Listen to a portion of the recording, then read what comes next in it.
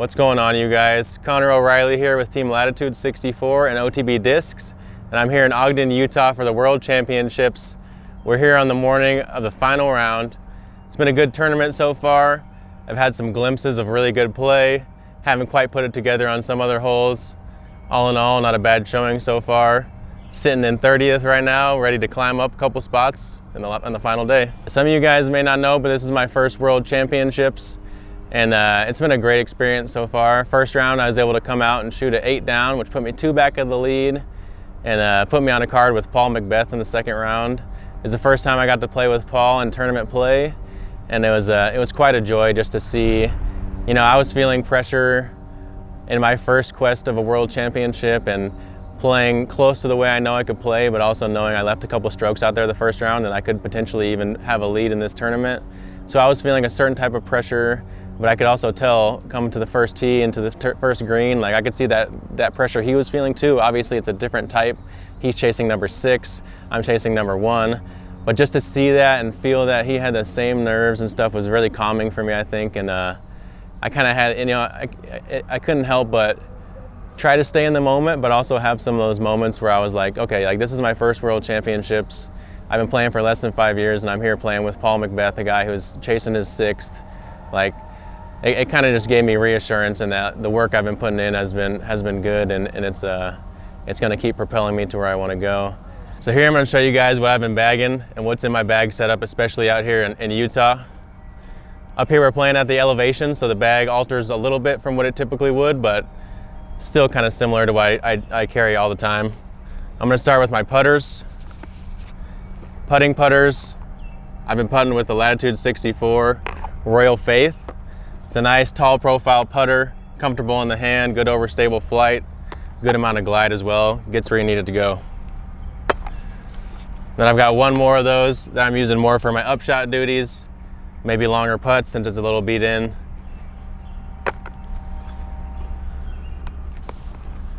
Next to my putter lineup is the Keystone. I've got one in baseline. This one I use for short, touchy upshots, maybe long putts that I want to hold to the right. Little scramble flick shots that I want to move off to the left late in the flight. It's a good get out of trouble disc. Then the Opto Keystone, bump up in stability, it holds its line a little better. This one's just true and straight. Really great teacher of the backhand form. If you can get this to do hyzer, flat, and anhyzer, you really know how to manipulate your angles. Then next in my putter lineup is a throwing putter, the Shield. This one's in the tournament plastic, pretty overstable. I can hit this one hard and flat, and I know it's going to fade every time after it pushes forward with a good amount of glide.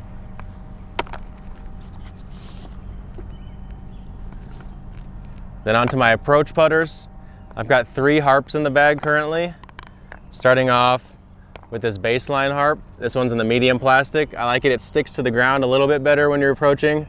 I mainly use it for straight backhands in the wind or little sidearm ups.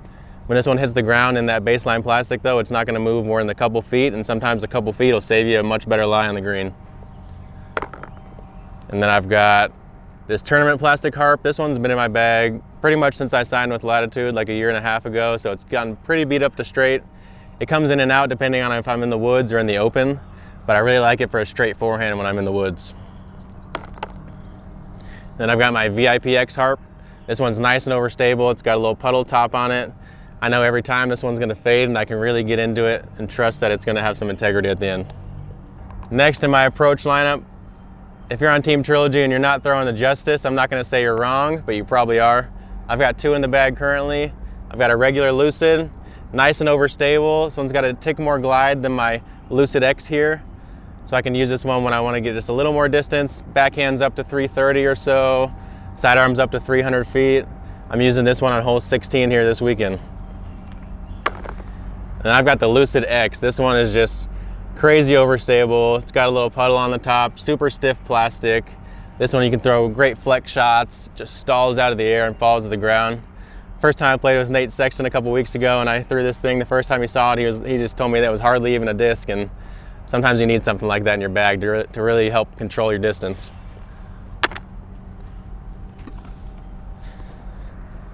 Then my go-to mid-range is going to be the Compass. Out here on this wooded track, I've got 3 in the bag. Sometimes this alters from maybe one on an open course where I know I'm not gonna throw a mid-range a lot, but when I get in the woods, I add a couple more back in the bag. This gold line one has been in my bag for quite a while now. It's really beat to flat, and this one's starting to get kind of understable for me, so it's a good flip to flat. I can throw it, flip to flat on hyzer, or I can throw it flat, let it drift. It's a nice, useful disc. And then a tick up from that, I've just got a fresher gold line. This one's still got its little bit of dome on it, so it's still got some stability. This one I can really rip true and flat, and it'll just go dead straight, have a little bit of tail at the end with the fade. And then I've got this beautiful clear chameleon Opto X compass. This one's got a little more integrity, doesn't go quite as far as the other ones, but I really know I could rip on this one and trust that it's not gonna get squirrely on me even into headwinds, and it's gonna hold its line a little more true. All right, onto the fairway drivers. I'm currently carrying 2 Explorers. Sometimes I'll carry a third with an Opto X, but for this weekend I don't necessarily need that. I've got this Be It In Gold Line Burst. This one's really understable at this point. I'm throwing it on hole 9 out here with a lot of hyzer off the tee as hard as I can, and it'll get a late drift, put me right over by that drop zone, right at the mandatory.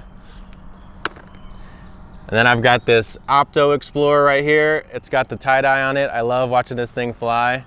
It looks like it's spinning half the speed that it actually is, so it kind of tricks your brain. But this one is just a nice flip to flat. I can get it to carry. Up here at this elevation, it's still got some good integrity, so I can throw it on a little hyzer knowing it might push up, but it'll never leave that angle. And I can get some good distance, but control the end, and it's not gonna skip like a big rim driver will. Lastly, in my fairway driver, I've got 2 Pioneers in the bag right now. This Opto Pioneer's got a little more straightness to it than my Gold Line Burst. This one I can really rip hard and flat. I know maybe if the hole's 400 feet and I'm worried about going long, I can rip on this flat, and I know the glide isn't gonna allow it to go long. I can get good distance control and a consistent flight out of it. And then this Gold Line Burst, this one's got a nice flat top, not much shoulder on it. It's really overstable. I can chop this one over, it's gonna come back every time. Use it for like 350, 330 foot hyzers for the backhand and the sidearm. Sometimes I'll carry a hatchet in my bag depending on the course, but out here, there's just no roller shots, and sometimes a disc like that can bait you into thinking you can get out of trouble and do more than you need to. And out here, I feel like the name of the game a lot of times is just taking your medicine and being a smart player, and I feel like sometimes that disc can get me in trouble. So for this weekend, it's not in my bag. All right, on to my distance drivers. My go-to distance driver, starting the last couple months since it's came out, has been the Latitude 64 Rive. These things are money. The different colors kind of come out in different shapes. This orange one's a little flatter, a little softer in the rim for me, really good for sidearms. It really pushes nice and long, and the flat top feels comfortable in a sidearm grip. Then this yellow guy has been my workhorse since probably February. I throw this thing a ton. It's got good integrity, good glide. I can trust it. I know I'm probably not gonna miss off to the right unless it's a ripping headwind.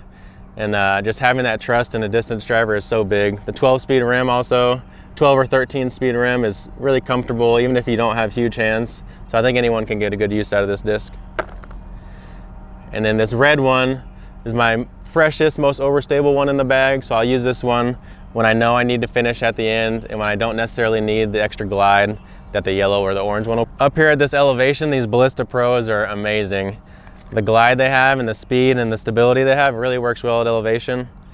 I've got this Opto one right here in the bag. I'm not throwing it much this weekend. This one's got a lot of distance potential, especially for my sidearm. The backhand, it can get a little touchy. I'll use it for long rollers and shots like that. But out here I have it just in case I want to really try to bite off a big sidearm, which I haven't quite done this weekend, but who knows, maybe today I'll try to go for hole 4 off the tee with something like this. And then I've got this Gold Line Burst Ballista Pro. This one's a tick up in stability. It's got a good dome on it. This one's just a pure bomber out here. I can get it to flip up the flat off a little bit of hyzer release and really drive this thing out there and know that the big rim's gonna get a little flare skip at the end. And if I need to get left at the end of a hole, or if I need to just really push my distance out, I'm looking for this Ballista Pro. And then this is also a Ballista Pro, but honestly it's hardly a Ballista Pro in terms of how they normally fly. These Albert Tem Team Tour Series Ballista Pros that came out this year in the Opto X plastic are extremely stiff in the rim. They have a ton of overstability, but they still have good glide. It's probably one of the best discs I've ever thrown on a low ceiling force over flex at coming back out and fighting out of it, gliding, and getting where you want it to go. These things are great for little skip shots. You know it's gonna flare skip big every time. And this is just super dependable disc. And lastly, I've got my leg lamp Stiletto. My good buddy Jonathan Berger back in Austin, Texas dyed this for me. I thought it'd be a funny idea, and I've been loving this disc. It's a nice flat top Stiletto, not crazy overstable. This one I can get out on backhands up to maybe like 425 feet into a headwind. It's good for those sidearms when the Pioneer is not quite enough disc. Maybe there's a headwind and I want to just bump up to the Stiletto. Always dependable. We all know what the Stiletto does. But yeah, this tournament has really just been a great teacher for me, and it's been a huge confidence booster. I think something that I've really tried to bring into all these rounds is just having that confident feeling stepping into every shot, because if you think about it, when's the last time you threw a bad shot when you're overly confident about the shot? And the answer is probably almost never.